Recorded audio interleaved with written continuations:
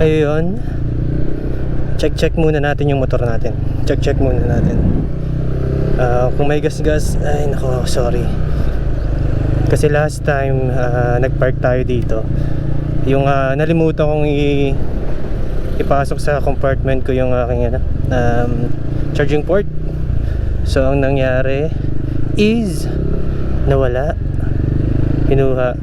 Then after numalis na ako, pag-alis ko, yung tambutso ko naman, maririnig nyo hindi yan yung stock na tunog ng tambutso natin. So nangyari, napakalkal ko na kasi after nun may kumakalansing na dun sa aking tambutso. So far yung nakuha namin, kasi nilaka siya ng bearing. Hindi ko lang alam kung dito ako napagtripan or may naalis lang sa loob.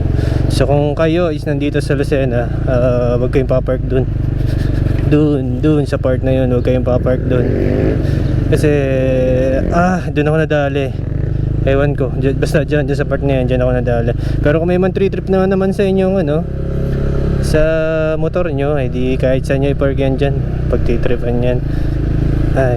Kaya yun, kung kayo ay mahal nyo yung motor nyo at iniingatan nyo yung motor nyo, mas maliit yung possibility na pagtripan dun sa part na pinanggalingan natin, dun sa mismong entrada sa ingress ng supermarket. Pag dun sa tapat dun kayo nagpark, medyo hindi ganun siguro mapagtripan, gawa ng syempre maraming dumadaan, maraming nakakita. Pero pag dun sa yun nga, yung tinuro ko kanina, hindi na natin, iiyak na tayo dun. Kaya yun, yung charging port ko, wala, hindi ko pa yung nagagamit ng husay. Wala pang 1 linggo sa akin yun.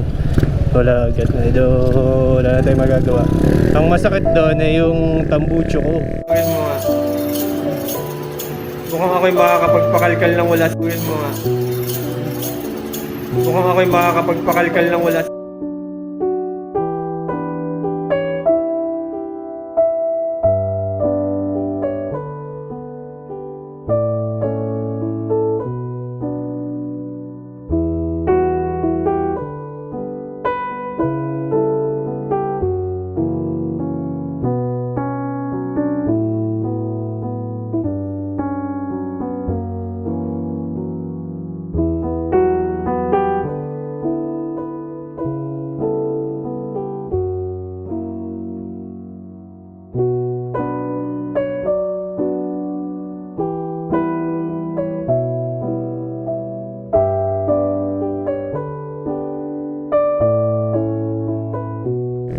Talagang kumakalansing. Dinala ko na sa Yamaha, hindi namin naalis kasi parang nandun sa pinakang loob na. Ewan ko kung paano pumasok yun dun sa pinakang loob.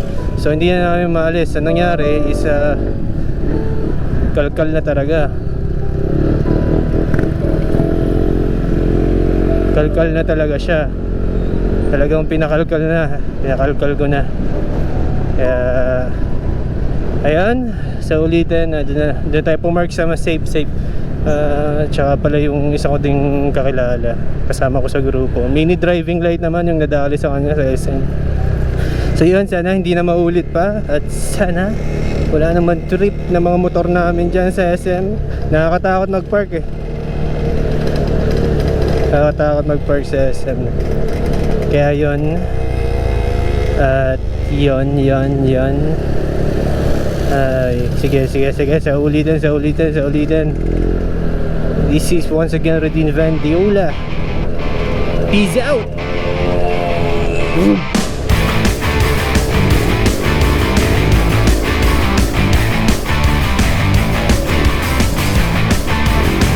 Everybody out in the world, stop messing around. Calling all you freaks and nerds, you're just missing what you want. My brother's going down the drain, my sister's living the dream, but everybody's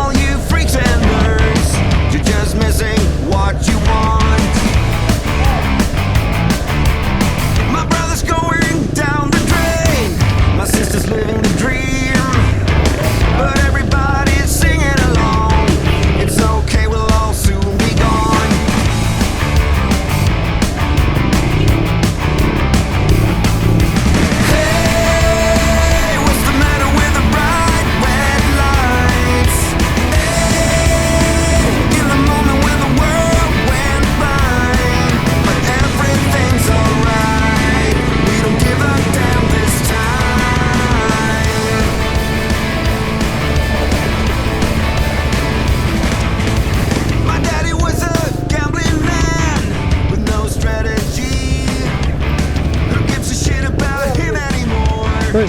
Guess we never really Papa na yan. settled the score. Lagi kita nakikita.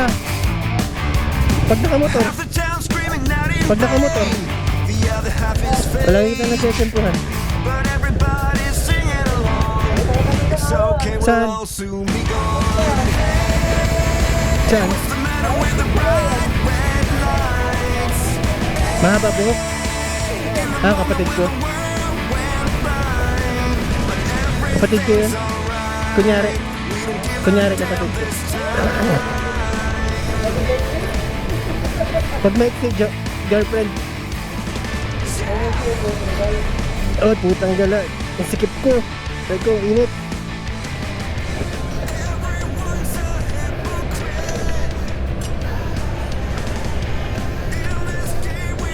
Wala man trip dito.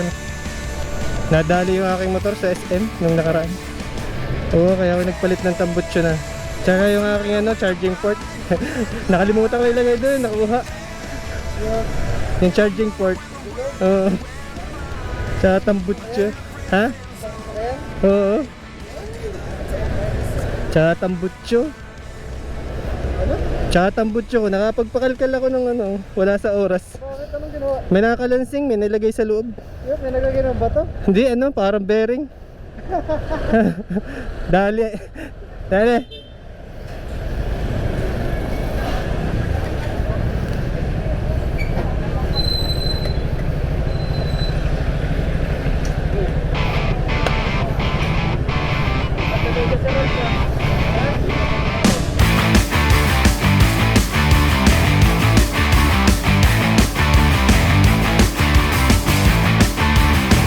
Everybody out in the world, stop messing around.